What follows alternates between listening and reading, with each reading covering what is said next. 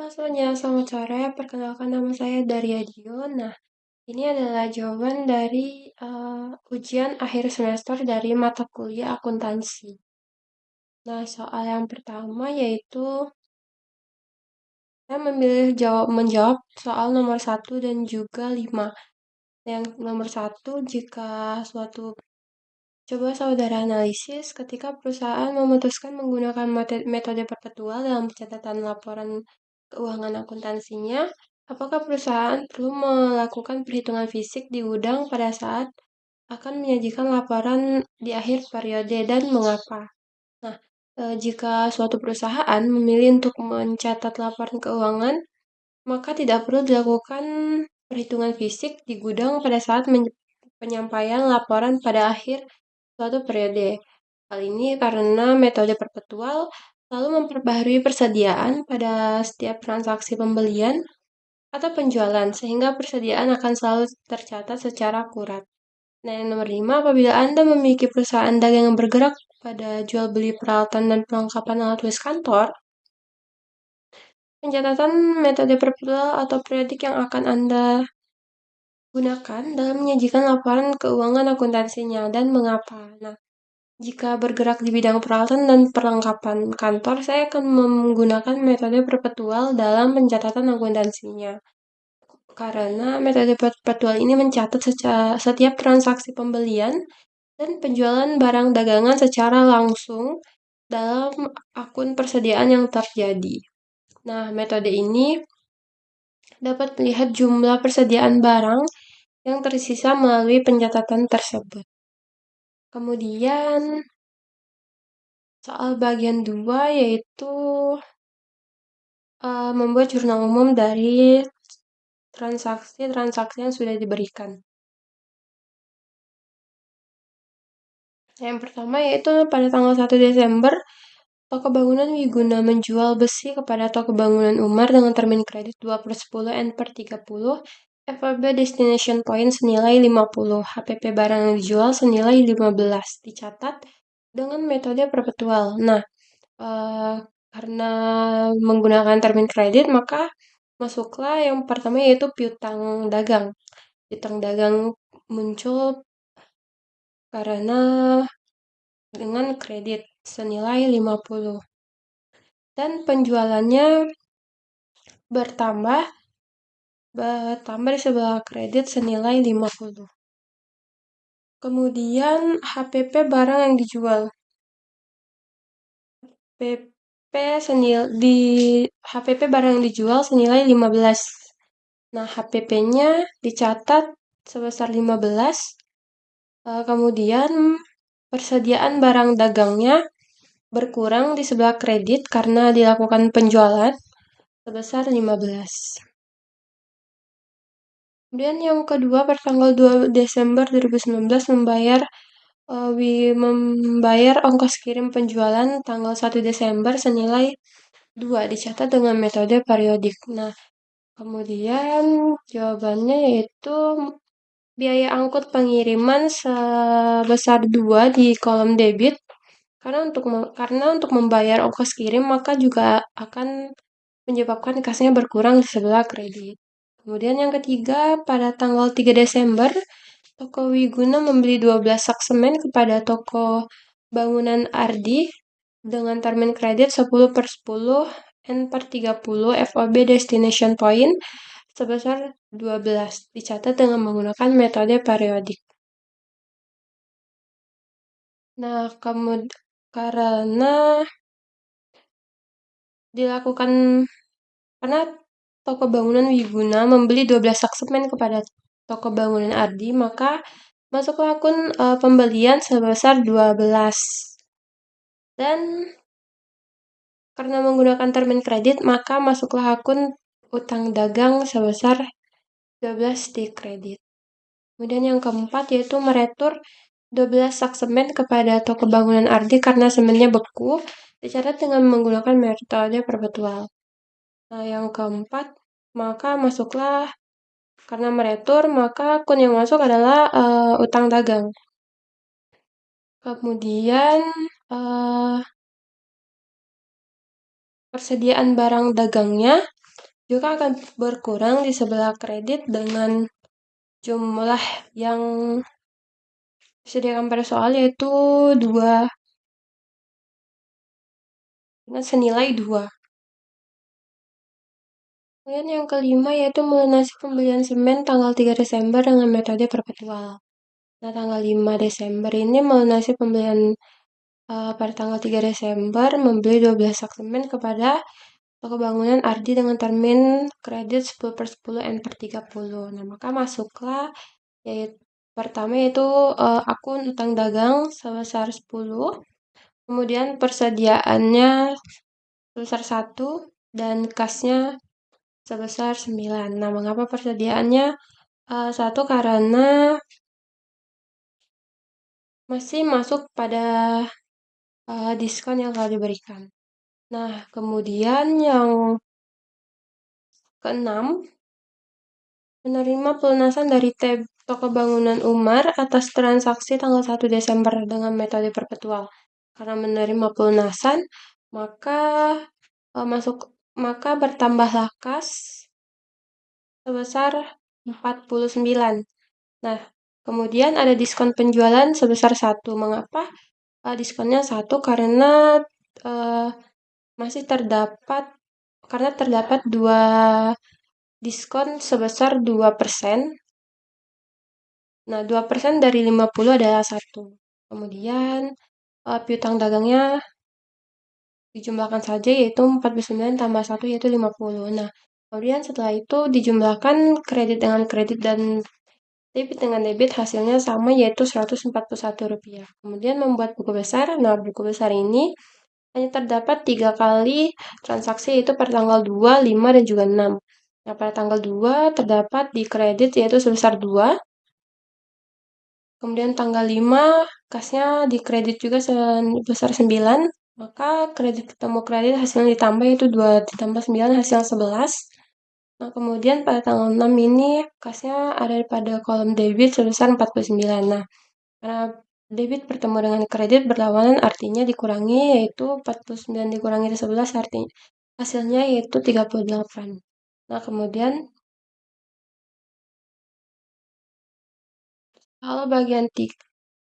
soal bagian 3 eh, menyusun laporan keuangan untuk jurnal penyesuaian.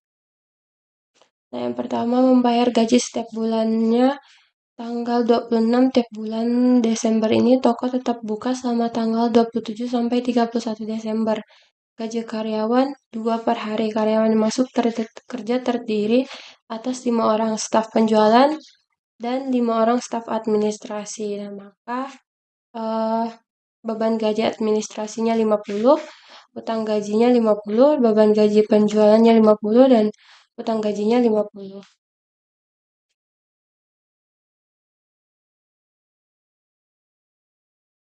Kemudian yang nomor 2, utang bank dengan BNI untuk modal kerja dengan bunga 30% per tahun selama 5 tahun.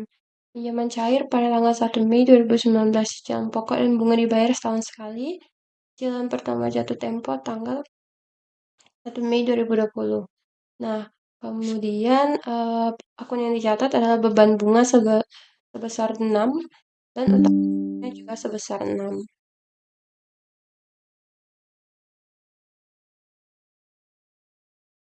Kemudian nomor 3 yaitu peralatan kantor dibeli pada tanggal 1 September 2018, estimasi masa pakai 6 tahun, nilai sisanya 0 menggunakan metode garis lurus. Nah, kemudian setelah dilakukan operasi hitung kali, kemudian maka masuklah akun beban depresiasi peralatan kantor sebesar 10, kemudian akumulasi depresiasi peralatan kantor yaitu 10. Kemudian yang keempat, bayar asuransi kebakaran untuk 1 Januari sampai 31 Desember 2023.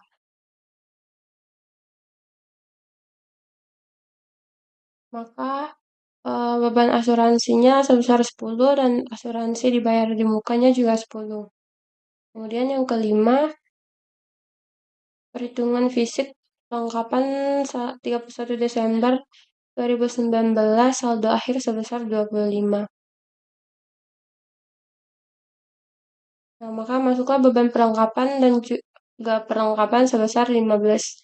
15 di beban perlengkapan di sebelah debit dan perlengkapan di sebelah kredit sebesar 15. Nah, kemudian yang nomor 7, tagihan air dan tagihan listrik, air dan telepon bulan Desember baru diterima di awal Januari 2020. Total tagihannya sebesar 8, dialokasikan toko 50% dan kantor 50%.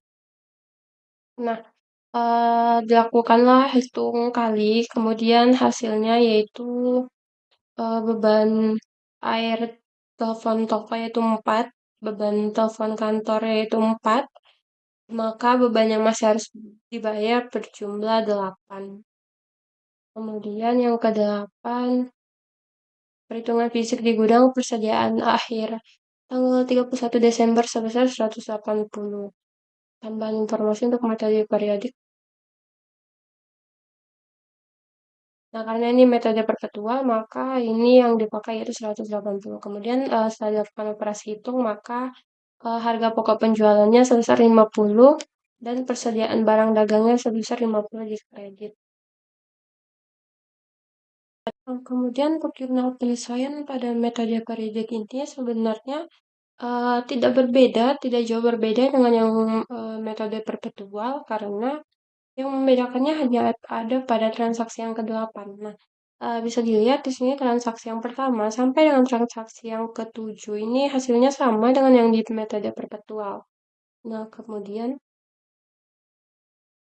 yang di metode periodik ini ada tambahannya. Nah, perhitungan fisik di gudang persediaan akhir tanggal 31 Desember sebesar 180. Kemudian tambahan informasi metode periodik saldo awal persediaannya yaitu 100. Nah, maka masukkanlah akun harga pokok penjualan sebesar 650. Persediaan barang dagang akhirnya tadi sebesar 180. Retur dan potongan pembeliannya eh, retur dan potongan pembelian sebesar 25 dan diskon pembelian sebesar 5. Nah, kemudian tadi persediaan barang dagang awalnya adalah 100, kemudian pembelian 745, dan beban kirim pembelian sebesar 15. Nah, setelah dihitung, maka didapat dari hasil yang di debit yaitu sebesar Rp1.029 dan di kredit dan Rp1.029 di debit. Nah, kemudian masuk pada uh, worksheet. Di worksheet ini sebenarnya sama saja, hanya perlu memindahkan dari daftar saldo sebelum penyesuaian, penyesuaian, dan setelah penyesuaian. Nah, setelah itu maka bisa dihitung dari laporan laba rugi dan laporan posisi keuangannya. Nah, seperti laporan posisi keuangan ini mencakup dari kas sampai dengan dividen. Kemudian laporan laba ruginya mencakup dari penjualan sampai dengan beban terakhir yaitu beban administrasi dan lain-lain. Nah, ke pembedaan dari sini hanya ada daftar saldo setelah penyesuaiannya. Nah, sebenarnya hanya tinggal dipindahkan, debit dipindahkan di debit dan kredit dipindahkan di kredit. Nah, setelah dipindahkan maka didapatlah hasil dari laporan laba ruginya sebesar 1.149 di kolom bagian debit dan 1.960 di kolom bagian kredit. Nah, ketika dikurangi hasilnya ini adalah 811. Dan ketika dijumlahkan lagi hasilnya adalah sama sebesar yang di kredit yaitu 1.960. Kemudian eh, yang di laporan laporan posisi keuangan ini juga sama yaitu dihitung bagian debitnya berapa, kemudian setelah dihitung didapat hasil 1.185 di kredit dan 374 di debit. Nah, kemudian 1.185 dikurangi dengan 374 hasilnya adalah 811. Nah, ketika ditambahkan hasilnya sama. Nah, 811 ini adalah laba bersih dari penghasilannya. Nah, begitu juga dilakukan penghitungan untuk metode periodik. Nah, hitungannya dengan rumus yang sama, hanya perlu memindahkan, kemudian menjumlahkan, dan mengurangi. Nah, kemudian lanjut pada laporan posisi keuangan. Nah, laporan yang pertama yaitu laporan laba rugi atau income statement pada bulan Desember 2019. Laporan laba rugi ini ada pendapatan dan juga beban.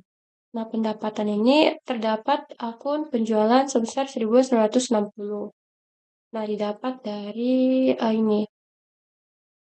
Kemudian eh, dikurangi dengan retur dan potongan penjualan serta diskon penjualan sebesar Rp55, maka 1.960 dikurangi dengan 55, maka hasilnya adalah 1.905. Kemudian ini adalah penjualan bersihnya. Kemudian penjualan bersih ini dikurangi dengan harga pokok penjualan. Harga pokok penjualannya adalah 650. Maka laba kotornya adalah 1.255. Kemudian masuk pada beban usaha. Nah, beban usaha ini terdapat beban penjualan dan juga beban administrasi. Beban penjualan terdiri dari beban gaji penjualan, beban sewa, beban depresiasi peralatan toko, beban perlengkapan toko, beban kirim penjualan, beban listrik, air, telepon toko, beban iklan, beban penjualan lain-lain. Nah, kemudian dijumlahkan dari beban gaji penjualan sebesar 180 sampai dengan beban penjualan lain-lain sebesar Rp40. Maka hasilnya adalah 319. Ada pada kolom kemudian beban administrasi. Nah, beban administrasi ini terdapat beban gaji administrasi sampai dengan beban administrasi lain-lain.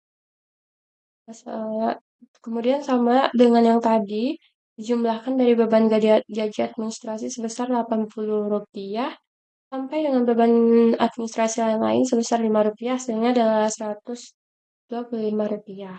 Nah, kemudian dijumlahkan dari 319 ditambahkan dengan Rp125, maka hasilnya adalah 444. Nah, 444 ini dikurangi dengan laba kotornya, maka hasilnya adalah 811. Nah, ini adalah laba bersih dari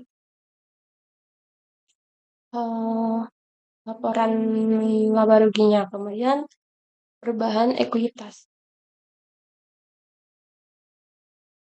Nah, kemudian yang kedua yaitu laporan perubahan ekuitas atau perubahan modal pada bulan Desember 2019. Nah, laporan perubahan ekuitas ini terdapat saldo awal atau saldo sebelum jurnal umum, tambahkan dengan laba bersih dikurangi dividen, saldo akhirnya yaitu 916. Kemudian 145 ini didapat dari 120 ditambahkan dengan 25, yaitu modal saham ditambahkan dengan saldo laba. Kemudian hasilnya adalah 916. Kemudian laporan posisi keuangannya yang pertama ada aset. Aset ini terdapat aset lancar dan aset tetap. Aset lancar terdiri dari kas, piutang dagang, persediaan barang dagang, asuransi dibayar di muka, perlengkapan toko. Nah, total aset lancarnya yaitu ada 945. Didapat dari penjumlahan 250 ditambah dengan 450 ditambah 180 tambah 40 tambah 25. Kemudian yaitu aset tetap, yaitu ada peralatan toko, akumulasi depresiasi peralatan toko, beban peralatan kantor, akumulasi depresiasi peralatan kantor. Nah, 140 ini dikurangi dengan 40, kemudian ditambahkan dengan 60, dikurangi lagi dengan 20, maka hasilnya yaitu 135. Nah, kemudian untuk liabilitas lancar, ada utang dagang, utang gaji, beban yang masih harus dibayar, dan utang bunga. Kemudian 20 ditambah 100 ditambah 8 ditambah 6 hasilnya yaitu 134 yang artinya total liabilitas lancarnya adalah 134. Nah, kemudian liabilitas jangka panjangnya ada terdapat hutang bank sebesar Rp30. Berarti total liabilitas jangka panjangnya ada Rp30. Nah, kemudian total liabilitas untuk mencari totalnya yaitu ditambahkan. Maka total liabilitas lancar sebesar 134 ditambahkan dengan total liabilitas jangka panjang sebesar 30, maka hasilnya adalah 160. Kemudian ekuitas. Nah, ekuitas ini terdapat modal saham sampai dengan dividen. Modal sahamnya 25 ditambah saldo laba 120 ditambah saldo laba periode berjalan 814, kemudian dikurangi dengan dividen. Totalnya yaitu 916. Nah, total liabilitas dan ekuitas hanya tinggal perlu ditambahkan yaitu 164 ditambahkan 916 yaitu 1080. Nah, karena ini terpotong maka tadi yaitu total asetnya terdapat 1080 didapat dari penjumlahan antara total aset tetap dan total aset lancar. Yaitu 945 ditambahkan dengan 135 yaitu Rp1.080.